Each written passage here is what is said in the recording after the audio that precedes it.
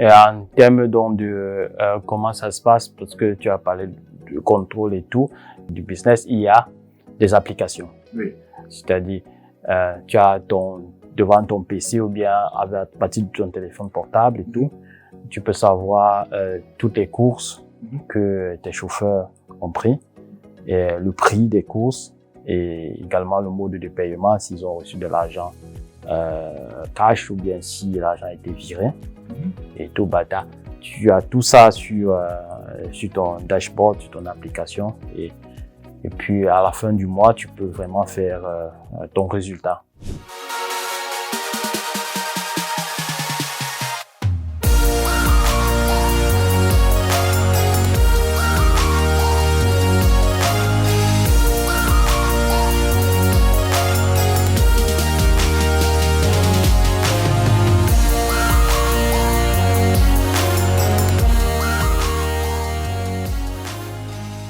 Et puis le carburant, ça se passe comment? C'est chacun qui prend le carburant. Tu as les contrats avec les centrales, les stations? Une carte de carburant. Oui. C'est un contrat avec un opérateur et c'est lui qui nous fournit en même temps la carte de carburant, en même temps le GPS de la voiture. Ouais.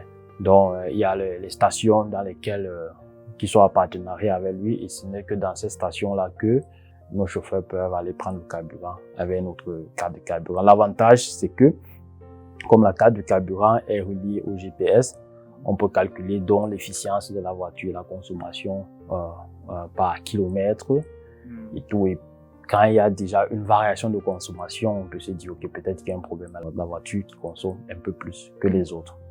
Et quand il y a un problème à la voiture, c'est aussi un point, parce que je suppose qu'on conduit ici à Francfort. Moi, je suis là, quand j'arrive ici, j'ai toujours les boutons qui me sortent sur la peau parce que ça va dans tous les sens, ça circule comme ça. La circulation est plus dense ici que chez moi, dans mon village, là-bas au Bayern. Sûrement, il y a des accidents, sûrement, il y a des problèmes avec le taxi, des trucs de réparation. Et tu m'as dit que c'est 2 chauffeurs pour une voiture. La voiture tourne à fond 24 heures sur 24. Comment tu gères ça, les accidents, les réparations de voitures? Parce que je pense pas que la voiture va rouler 2-3 ans en attendant que tu amortisses et puis que tu dis, écoute, je suis rendu dans mes frais, je la vends. Il y a sûrement des problèmes. Ouais, il y a par rapport aux peut-être réparations et tout qu'il y a des problèmes. On a des contrats déjà avec des garages. On a 2 garages. Il y a un qui s'occupe vraiment des choses techniques dans la voiture. Il y a l'autre qui s'occupe de la carrosserie. Ouais. Donc, dès que notre voiture a un problème, on envoie et nous sommes prioritaires. Donc, si à l'espace de quelques jours, de 2-3 jours, la voiture est déjà réparée. Et puis maintenant, avec l'assurance, pour le moment, c'est moi qui m'en occupe, mais je suis en train de déléguer. C'est-à-dire, peut-être qu'il y a un problème et tout, il faut signaler à l'assurance, parce que l'assurance doit prendre en charge les frais. Mais il faut d'abord leur signaler, leur envoyer des photos, remplir un protocole et tout. Ouais. Donc c'est comme ça se passe. Et on essaye aussi un peu de donner du conseil à nos chauffeurs, leur dire de faire attention et tout, parce que chaque accident c'est un problème pour l'entreprise. Le travail est arrêté, peut-être la voiture nous prend 2-3 jours et tout. Donc on essaie de lui dire aussi qu'ok, pour lui également, pour sa rémunération, c'est mieux de conduire un peu plus, de faire attention, prudemment en conduisant. Bon, c'est vrai qu'en termes d'assurance, c'est souvent, peut-être c'est souvent mieux que la voiture ait peut-être un problème et tout, parce que, disons, l'assurance peut même rembourser complètement le prix de la voiture quand c'est total charge et tout, et puis on se retrouve avec une nouvelle voiture et tout, quoi. Donc, mais, comme on dit de l'autre côté, ça cause l'arrêt de travail. Oui, c'est clair. Et tout. C'est clair. Moi, je trouve ça bien comment tu organises le business, parce que tu me dis, contrat, par exemple, déjà, le plan de travail est tout s'organisé par une autre personne, un chauffeur principal qui l'organise déjà, tu ne contrôles pas derrière. Le carburant, il y a déjà un partenariat que tu as signé avec un prestataire et puis il prend le carburant avec la carte et tout, et ainsi de suite. Et tu contrôles ça sur ton dashboard, la position, la consommation, ainsi de suite. Et puis aussi pour les réparations, tu as des contrats avec des garages, qui vous traite de manière prioritaire, parce que c'est aussi un problème sur la main, la disposition, le personnel, parce que je connais les garages, pour avoir seulement le rendez-vous au garage, tu prends là des mois. Tout à fait. Des mois, et là, maintenant, tu dis que tu es prioritaire. Moi, je trouve ça très bien comment tu regardes le business. Et c'est un truc que je vous dis, que je cesse de le rappeler. Ton business doit pouvoir fonctionner quand tu n'es pas là. C'est là où tu dois comprendre ça. C'est là où tu sais avant de savoir que tu as fait un bon business. Parce que moi, je vois avec ça, tu es capable d'aller même dans un autre pays. Tu es capable d'aller même rester 1 an en vacances, d'avoir le truc continue à tourner, quoi. Pendant ce temps, ça ne va pas s'arrêter. Parce que nul n'est éternel et beaucoup font des business déjà. S'il n'est pas là, s'il vient pour ouvrir la boutique le jour là, bah, c'est mort, quoi. Il n'y a pas de vente, personne ne mange.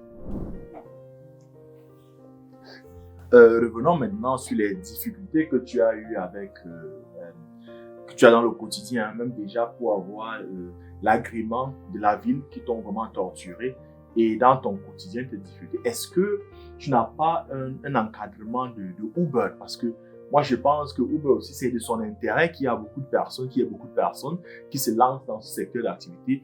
Et sûrement, ils doivent trouver peut-être un accompagnement, un encadrement, soit juridique aussi ou financier quand tu veux le business. Tout à fait, évidemment.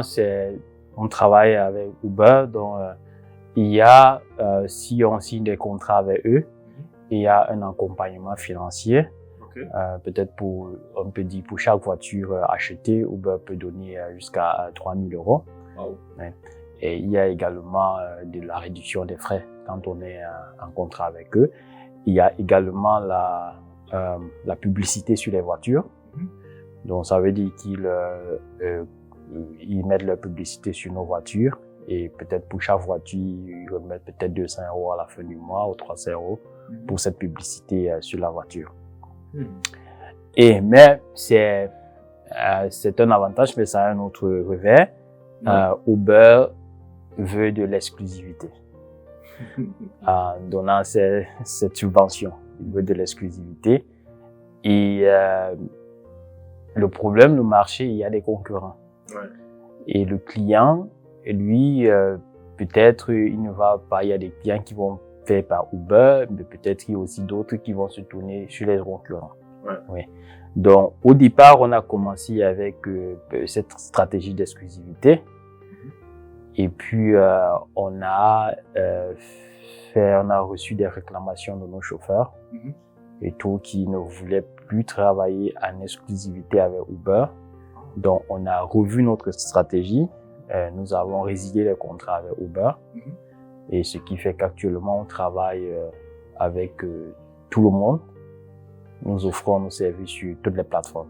Ah, donc ça veut dire qu'il n'y a pas que Uber, il y a encore d'autres de ces sociétés avec qui vous travaillez. Parce que nous, on connaît seulement, comme ce terme, c'est connu sous le nom de Uber. Moi, je ne sais pas, il y a encore d'autres. Il y en a plusieurs. Bon, à Francfort, rien qu'à Francfort, il y a 3 qui se partagent au marché.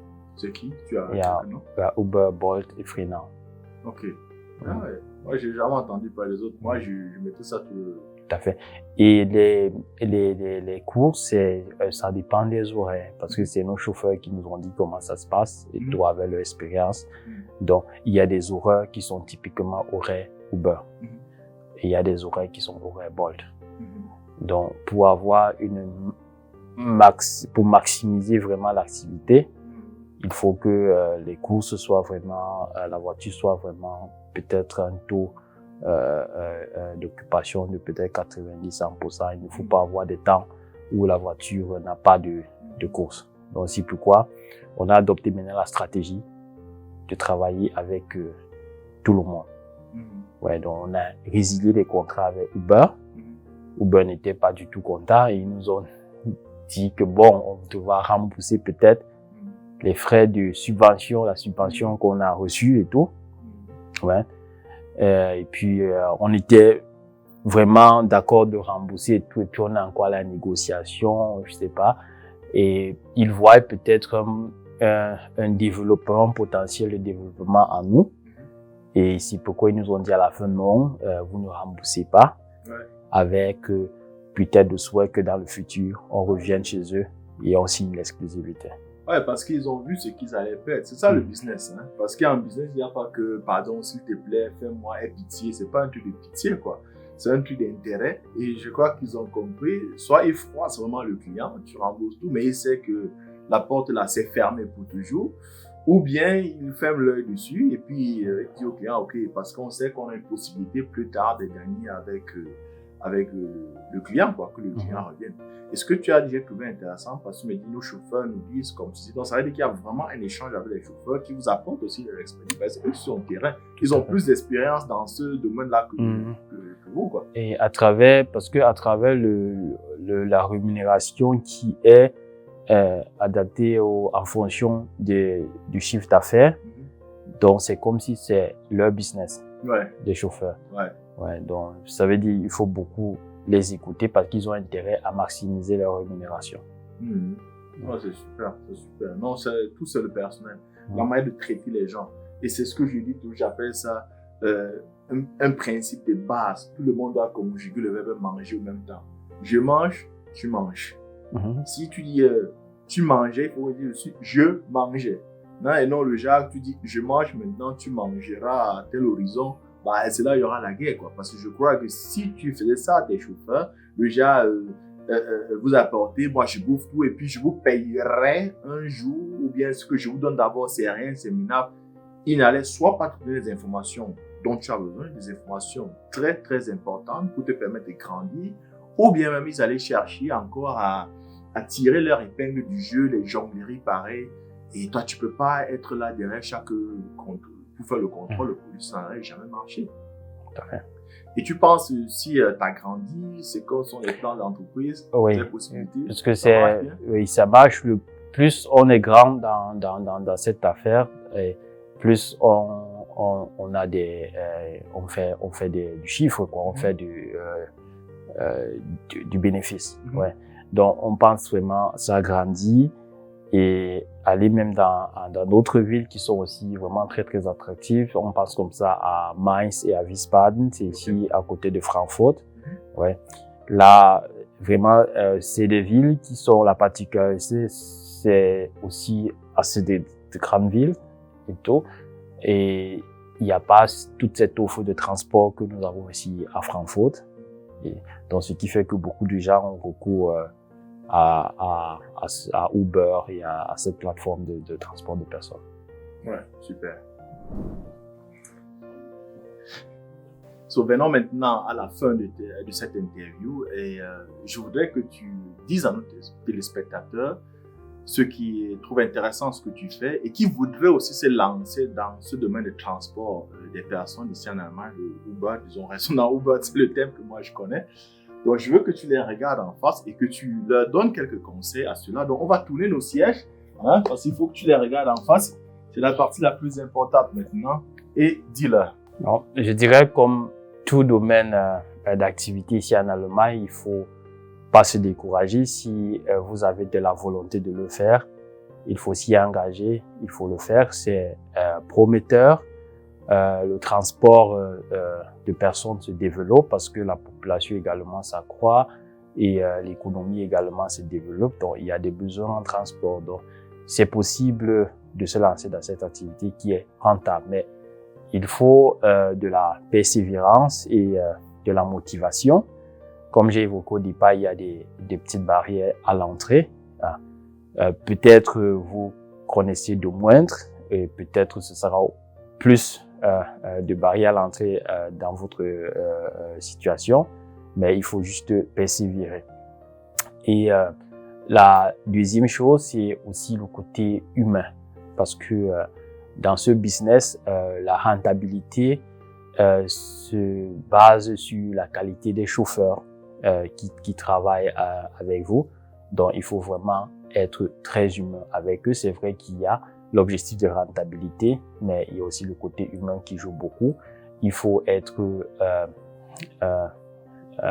faire avec eux, ça veut dire ce qui a été la rémunération qui a été négociée doit être vraiment payée et à temps. Et il faut être à l'écoute du personnel, c'est-à-dire les feedbacks que le personnel vous donne, il faut les prendre en considération parce que c'est des chauffeurs qui sont sur le terrain. C'est ce que je peux conseiller à ceux qui veulent se lancer dans cette activité.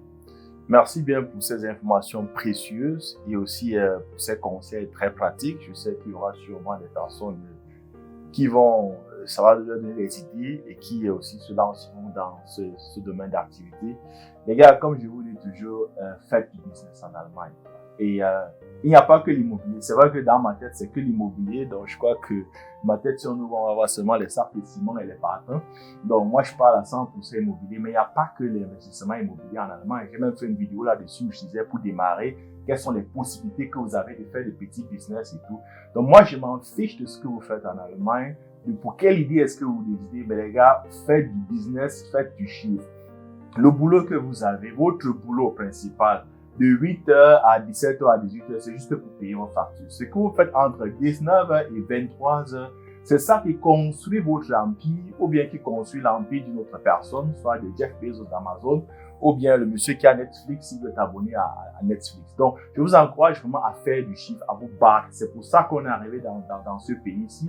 Et puis, chercher des exemples, des personnes qui font un peu dans un domaine d'activité, qui se battent aussi, qui font du business. C'est pour vous inspirer. Parce que quand vous êtes souvent dans le quotidien, là, votre boulot principal, on oublie certaines choses. On ne sait même pas que les choses peuvent exister. Voilà pourquoi Emojize, je me déplacerai assez régulièrement dans l'Allemagne et vous montrer des investisseurs dans l'immobilier ou bien dans notre secteur, comme ce qu'Achille fait actuellement dans le domaine de Uber, pour que ça vous donne des idées et que vous soyez inspiré, vous ayez cette énergie, énergie d'Emojize qui vous permette d'aller de l'avant.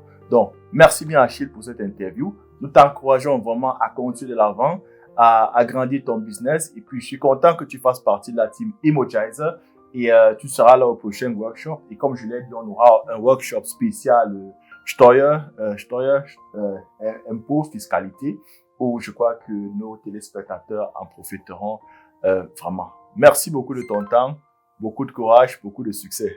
Merci.